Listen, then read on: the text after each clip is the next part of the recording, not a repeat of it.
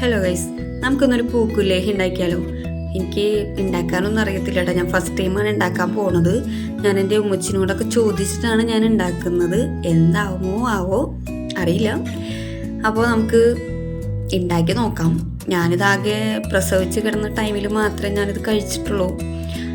ചെറുപ്പത്തിൽ ഞാൻ കഴിച്ചിട്ടുണ്ട്. അത് ഉമ്മച്ചിക്കൊക്കെ ഉണ്ടാക്കുന്ന ടൈമിൽ ഉമ്മച്ചി ഉണ്ടാക്കണ കാണുമ്പോൾ ഒക്കെ നമ്മൾക്കൊരു ഇത് തോന്നുമല്ലോ.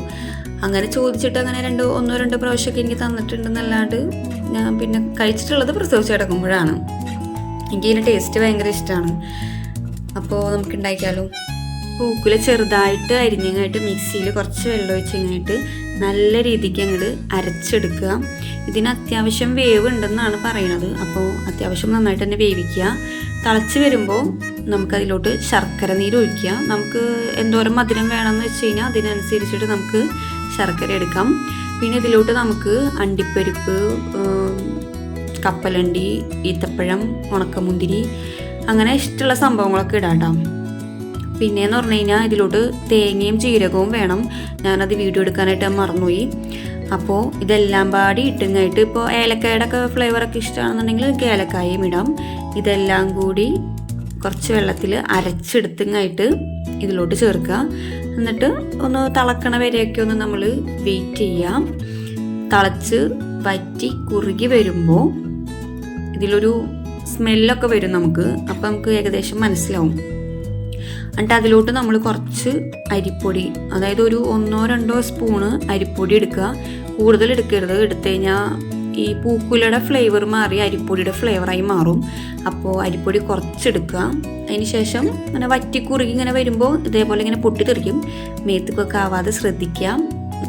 ഇനി നമ്മളിതിൽ ലാസ്റ്റായിട്ട് ചേർക്കുന്നതാണ് നെയ്യ്.